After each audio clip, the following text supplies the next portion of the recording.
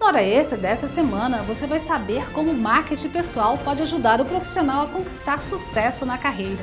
Saiba também que existem mais de 100 mil carteiras de trabalho na Superintendência Regional do Trabalho e Emprego em Goiás.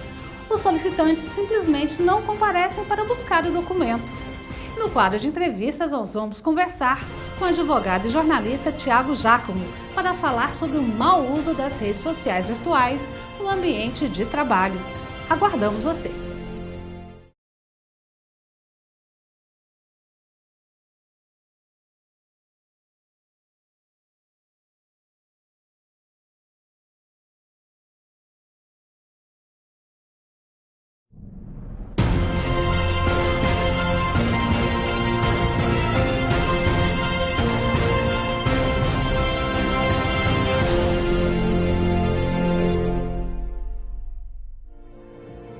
No programa Hora Extra de hoje, você vai saber como o marketing pessoal pode ajudar o profissional a conquistar sucesso na carreira. Saiba também que existem mais de 100 mil carteiras de trabalho entulhadas na Superintendência Regional do Trabalho e Emprego em Goiás. Simplesmente os solicitantes não comparecem para buscar o documento.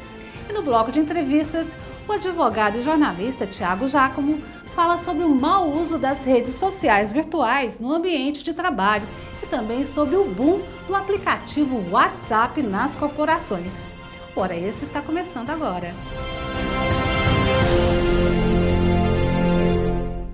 O marketing pessoal é uma grande tendência nos dias de hoje. Fazer de si mesmo um bom produto para vendê-lo às empresas é um requisito fundamental para garantir a empregabilidade. Confira. No mundo dos negócios, o objetivo do marketing é agregar valor aos produtos e serviços para que despertem interesse de compra no seu público-alvo. Já o marketing pessoal também se preocupa em promover um produto, mas um produto diferente. É a mesma veia que a gente usa para vender um produto, não é? Qual a diferença? A gente está vendendo a gente mesmo, né? Então, assim, o marketing pessoal é a maneira que você se apresenta na visão dos outros, certo? Então, é o que você passa para os outros, o que você é. É como você se apresenta, na verdade. É uma questão de sobrevivência. O reconhecimento de habilidades e competências é fundamental para se diferenciar e situar um profissional no mercado de trabalho. Mas, por outro lado, se o empregado não consegue ser notado pelos seus pontos positivos, ele leva desvantagem. Mas como ter projeção profissional? O marketing pessoal pode ser a resposta. Se você fizer, por exemplo, num grupo de trabalho, a eleição de uma pessoa que naturalmente se aparece, naturalmente, sem ela ter assim um cargo que dê poder para ela aparecer. Às vezes, algum colega da gente, ele é um cara mais otimista, ele tem características de trabalho em equipe, de proatividade muito grande. Então, se você lembrar, você sempre vai lembrar de alguém, né? Isso significa que essa pessoa, ela sabe se vender de forma natural no ambiente onde ela está. O controle emocional, a solidariedade e a capacidade de se adaptar a lugares diferentes são alguns dos pontos chaves que contribuem para se destacar no mercado de trabalho. Uma dica que a gente dá da pessoa se vender bem é perceber com o ambiente, perceber como as pessoas se portam, o que está ao redor dela, né? Não ela ser o centro, não é isso. É como ela vai se portar naquela situação. Por outro lado, a desorganização, a impaciência e a falta de atenção podem causar impressões negativas, de acordo com Maria Célia. Tem algumas situações, por exemplo, que a gente percebe ao entrevistar, por exemplo, um candidato. A pessoa não consegue olhar para você. Tem alguma coisa que a gente que não é legal. Você está conversando com as pessoas e não olha nos olhos das pessoas, que mensagem que você quer dizer com aquilo, né? Ou, que é pior, você está conversando com a pessoa e a pessoa está ali prestando atenção que o WhatsApp dela está bombando. Quer dizer, você está conversando com outra e o olhinho ali, ó, de rabicho, a pessoa recebendo mensagem. Ela não está nem vendo, nem ouvindo o que você está perguntando. Para medir a eficiência do seu marketing pessoal, procure saber o que as pessoas pensam sobre você e sobre o seu trabalho. O feedback é uma importante ferramenta para se autoavaliar e reajustar suas estratégias em busca do sucesso profissional. Mais de 100 mil carteiras de trabalho estão entulhadas na Superintendência Regional do Trabalho e Emprego em Goiás. Os solicitantes simplesmente não aparecem para buscar o documento. Elas tomaram conta dessa sala da Superintendência Regional do Trabalho. Nas gavetas dos armários não há mais espaço. Até no chão, as caixas estão cheias de carteiras de trabalho. São mais de 100 mil documentos que foram emitidos em Goiás desde 2000 e que os donos não voltaram para buscar. Segundo a chefe de serviço de administração do órgão, a CTPS demora no máximo 5 dias para ficar pronta e talvez por isso muita gente esquece de buscá-la. Eu acredito que as pessoas não buscam porque, de repente, mexendo em casa, acha a primeira via ou acha qualquer outra via da carteira e desistam de buscar essa que já foi feita, né? E também são carteiras oriundas das ações que a gente faz junto ao Cine, né, nas ações globais, no programa que a gente faz com o INCRA, da Mulher Trabalhadora. Então, essas carteiras a gente faz e as pessoas não buscam, né? Então, são carteiras oriundas dessas ações. Eu acredito que as pessoas fazem e esquecem que fizeram, né? Ou tem um número de protocolo, às vezes não tem possibilidade de vir, tem algumas que são do interior. Se a pessoa esqueceu de buscar a carteira de trabalho ou por enquanto não precisa dela, tudo bem, isso acontece. Mas o que muita gente não sabe é que a confecção de um documento como esse não é barato. Custa em média R$ 23,40 a unidade. Agora multiplica esse valor pelo número de carteiras abandonadas aqui. São mais de R$ 2 milhões desperdiçados nos últimos 14 anos. E o mais grave, tudo vem de dinheiro público. É uma soma vultuosa que poderia estar sendo usada para outras coisas, né? Em prol do próprio Ministério do Trabalho e em outras áreas mesmo do governo federal. Aqui os servidores não param de trabalhar para entregar o documento no prazo certo. Um esforço às vezes desnecessário quando a gente vê tantas carteiras esquecidas. Isso sem falar neste outro arquivo, onde há mais de 10 mil CTPS que os trabalhadores perderam em algum lugar. E para serem recuperadas, o primeiro passo é acessar o site do Ministério do Trabalho.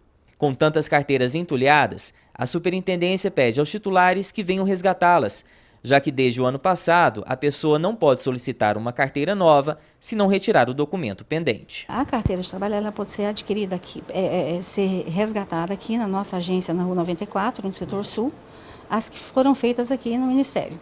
As que foram feitas no Cine, elas estão lá no setor universitário, naquele posto do setor universitário do Cine. Tá?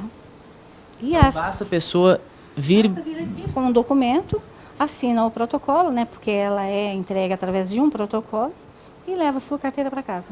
A outra que é perdida, ele vai ali no nosso balcão, consulta, ele não precisa, se ele não tiver como entrar no site e olhar, ele pode vir aqui pessoalmente, o nosso pessoal, o nosso atendente ali vai olhar no nosso arquivo, se o nome dele consta lá, e entrega a carteira para ele. A Carteira de Trabalho e Previdência Social é o documento que comprova todas as informações sobre a vida do profissional e tem papel fundamental no acesso aos direitos trabalhistas e para a aposentadoria. Por isso, uma hora ou outra, o dono pode precisar dela. Se você é um desses esquecidinhos, o melhor a fazer é resgatar seu documento o mais rápido possível. E no próximo bloco, nós conversamos com o advogado e jornalista Tiago Giacomo para falar sobre o mau uso das redes sociais virtuais no ambiente de trabalho. Voltamos em instantes.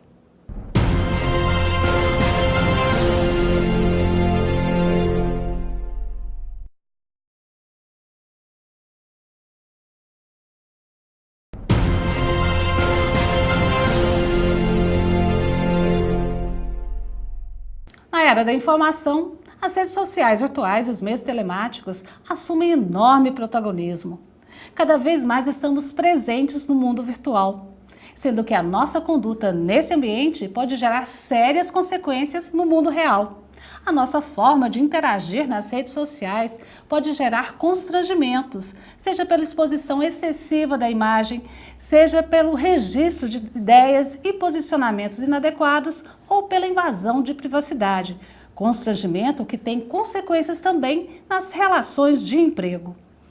O mau uso desses meios pode levar à dispensa com ou sem justa causa, a depender do contexto. É justamente para falar sobre as possibilidades de demissão e as dúvidas do usuário que nós recebemos hoje no Hora Extra o advogado e jornalista Tiago Giacomo.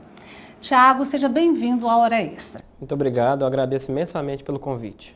Tiago, a rede social é um espaço público ou privado?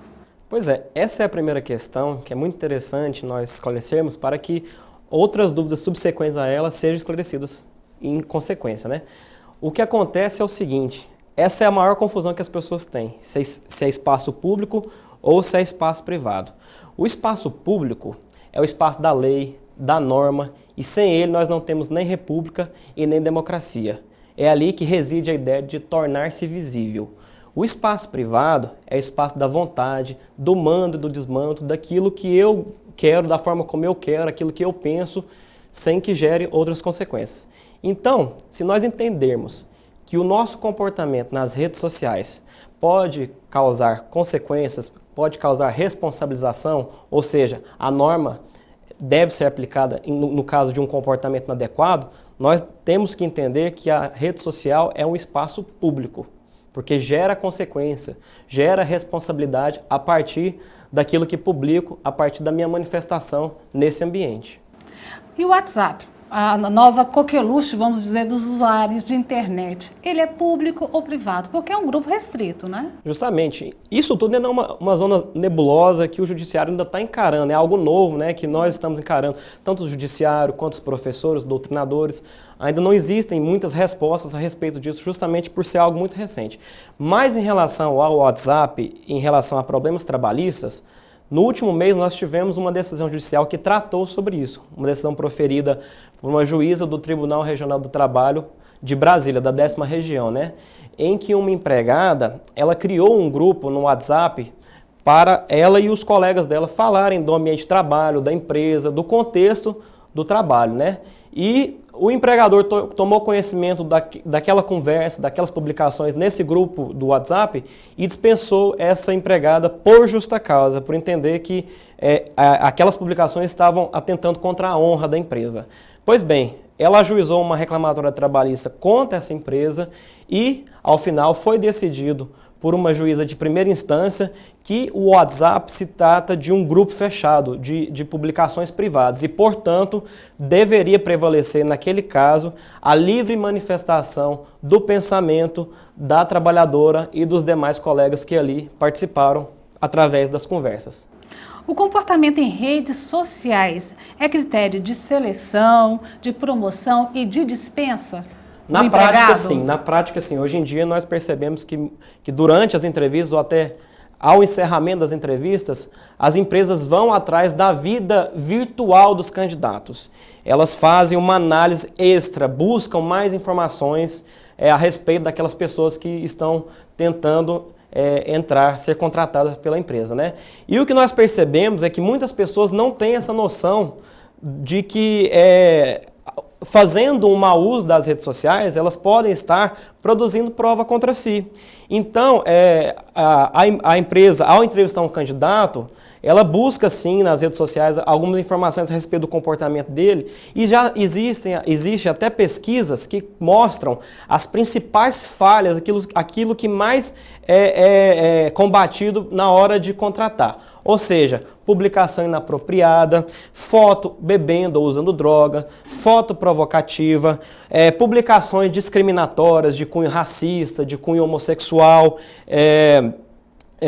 publicações que deixem evidenciado que aquele cidadão fala mal do empregador, publicação considerada confidencial pela empresa por onde ele passou. Ou seja, existe uma série de falhas que as pessoas cometem no uso das redes sociais que podem resultar em uma eliminação em um processo seletivo, como também em uma dispensa ou uma possibilidade de não conseguir uma promoção por aquele comportamento.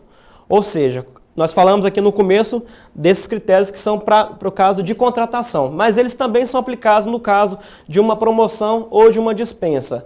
Um empregador que constata que o empregado não se comporta da forma esperada nas redes sociais, porque o que o trabalhador tem que entender é o seguinte: espera-se dele o mesmo comportamento tanto no ambiente virtual quanto no real.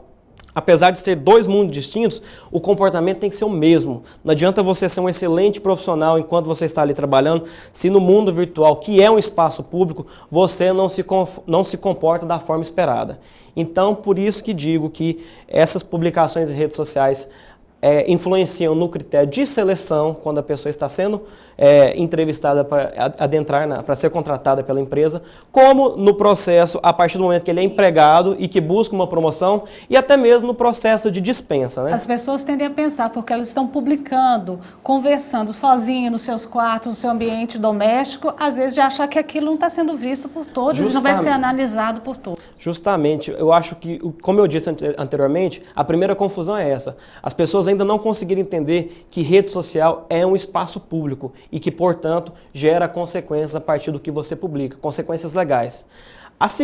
O segundo remédio para isso é a questão do bom senso, que realmente nós percebemos que muitas dessas publicações acontecem justamente pela falta de bom senso. O bom senso realmente ele é o norte para que as pessoas tenham um melhor comportamento, uma melhor postura nas redes sociais no mundo virtual. O empregado está autorizado a monitorar os sites que seus empregados acessam, bem como o tempo gasto, os conteúdos e os horários acessados? O empregador está autorizado a fazer essa fiscalização. Não existe uma norma específica que trate sobre isso. O que fortalece o empregador para fazer esse tipo de fiscalização do uso do empregado da internet e de outras ferramentas durante o horário de trabalho? São os artigos 2º e 3º da CLT, que falam da subordinação e do poder diretivo do empregador. Ou seja, a jurisprudência e a doutrina entendem que essa fiscalização pode ser feita. Quais são os limites dessa fiscalização? Os limites são as regras constitucionais. Desde que essa fiscalização não viole a intimidade, a privacidade e a dignidade da pessoa humana. Então, esses são os limites do que o empregador pode investigar a respeito do uso do empregado de internet, de redes sociais, do comportamento virtual como um todo durante o horário de trabalho. Então, assim como no mundo real, no mundo virtual, o poder de mando, diretivo, de fiscalização é um direito do empregador. Justamente. Nós vamos para um rápido intervalo e voltamos já. Hoje falando sobre o uso das redes sociais no ambiente de trabalho. Não saia daí.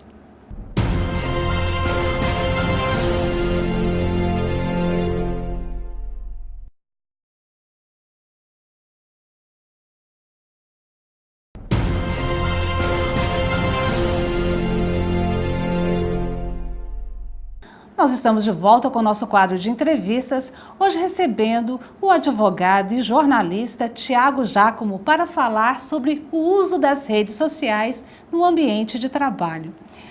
Tiago, você falou no bloco anterior que o empregador pode fiscalizar o empregado no uso das redes sociais, mas essa fiscalização, esse controle tem que estar previsto em contrato?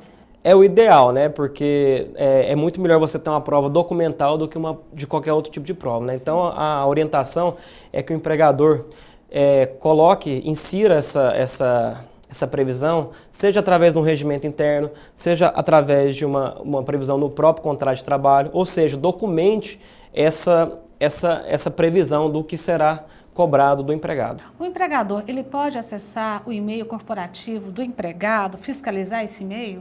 Essa questão já foi debatida e foi inclusive concluída pelo TST, o Tribunal Superior do Trabalho. E os ministros entenderam que sim, o empregador pode sim fiscalizar o e-mail corporativo. Por quê? Porque a Justiça do Trabalho entende que o e-mail corporativo nada mais é do que uma ferramenta do trabalho. Então, o empregador tem total autonomia para poder fazer essa fiscalização. E quando o empregado reclama que o salário está atrasado, isso também pode gerar justa causa? Aconteceu algo parecido com essa situação que você narrou e o caso foi julgado pelo TRT da 7ª Região, do Ceará. E um empregado, ele publicou no Facebook que estava com atraso salarial, que estava sofrendo pelo atraso salarial, né? e a empresa, ao tomar conhecimento dessa publicação, o dispensou por justa causa. Ele recorreu ao Poder Judiciário e o Poder Judiciário da 7ª Região, Tribunal Regional do Trabalho da 7ª Região, entendeu que nesse caso, aquela publicação tinha um caráter de protesto, de resignação com a condição que ele estava sofrendo com aquele atraso salarial e que não deveria ser aplicada a justa causa nesse empregado, nesse contexto. E as curtidas e comentários de um comentário assim que esteja denegrindo a imagem da empresa?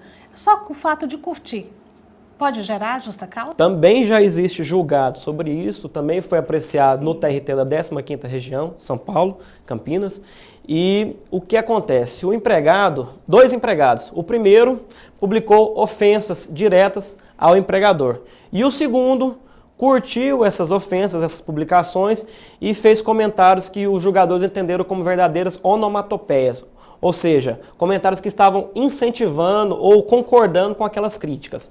E isso foi julgado em primeira e segunda instância, e em segunda instância foi pacificado o entendimento de que era devida à justa causa naquele contexto em que o empregado curtiu e comentou as ofensas de uma outra publicação, de um outro empregado do mesmo empregador, porque ali a ideia da curtida do comentário significava apoio, anuência aquelas ofensas que foram publicadas. E quanto ao WhatsApp?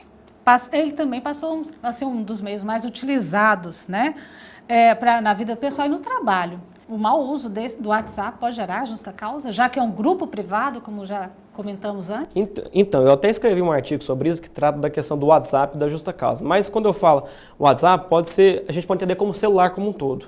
O que eu quero dizer é o seguinte: o uso do celular no ambiente de trabalho pode evidenciar pelo menos 3 tipos de situações em que podem ser aplicadas as dispensas por justa causa, a depender do contexto. Quais sejam? A primeira seria no caso de desídia, ou seja, aquela pessoa que dedica muito tempo no uso do celular enquanto deveria estar trabalhando. Então o empregador, ele chama a atenção por várias vezes desse empregado de que naquele horário ele deve sim trabalhar e não utilizar o celular, e o empregado realmente não acorda, ele não se atenta para essas punições mais brandas, até que culmina numa dispensa por justa causa pela desídia, ou seja, essa insistência em dedicar um tempo em que deveria estar trabalhando, ele usa para utilizar o celular. A outra situação seria a insubordinação, que também é uma regra prevista na CLT, que é uma causa da justa causa, né, prevista no 482 da CLT. O que seria a insubordinação nesse contexto? Existe uma regra clara, o empregador deixa claro para qualquer empregado. Durante o horário de trabalho, nesse ambiente de trabalho, está expressamente proibido o uso de celular. Então isso é expresso, isso é documentado e o empregador e o empregado têm ciência dessa regra. E o empregado teima, fala, não, durante o horário de trabalho eu quero usar meu celular, eu vou usar meu celular. Seja através do envio de mensagens, usando os aplicativos, ou seja, tem aquela regra clara e ele está, então é um comportamento de insubordinação, previsto na CLT também.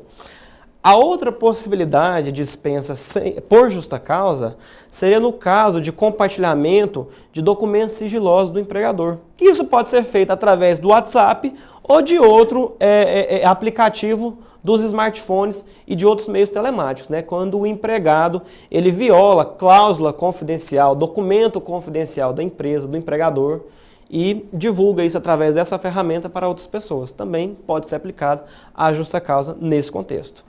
Com as novas tecnologias vão surgindo novos termos, novos conceitos.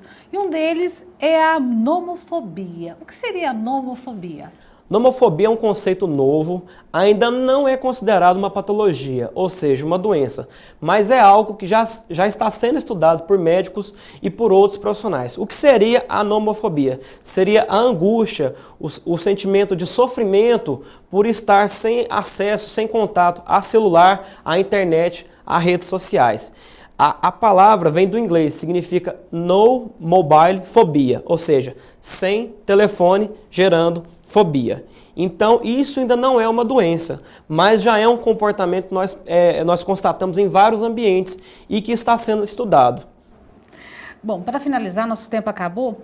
Prints de telas podem ser utilizados como provas? Sim, o print comumente chamada de print, né, que seria a reprodução daquilo que está na tela do computador, ou seja, a reprodução daquilo que foi publicado em sites ou em redes sociais, ele pode ser uma prova documental eletrônica. A dica, que muitas pessoas, e poucas pessoas sabem disso, é que é o seguinte, para evitar uma discussão a respeito dessa prova no processo judicial, a dica que eu deixo é a seguinte: transforme esse print em uma ata notarial, ou seja, formalize essa publicação através de um cartório, através de uma ata notarial, que você vai estar dando mais validade àquele documento. Ou seja, você vai até um cartório, peça ao tabelião ou ao oficial do cartório para que abra aquela publicação, para que veja aquela publicação e para que reproduza o que ali está escrito, o que ali está publicado em uma ata notarial, porque confere fé pública àquele documento. Então, a dica é para que essa prova, para que se torne mais robusta, é que seja transformada em uma ata notarial, para que tenha validade através de um cartório. Certo. Eu conversei com o advogado e jornalista Tiago Giacomo sobre o uso das redes sociais no ambiente de trabalho. Muito obrigada mais uma vez pela presença aqui no Hora Extra. Eu que agradeço o convite e estou sempre à disposição para o que precisar. Obrigada. Esta edição do Hora Extra chega ao fim. Muito obrigada pela sua atenção e até a próxima semana. Mais informações sobre o TRT de Goiás você acompanha no Facebook e no Twitter. Até a próxima semana.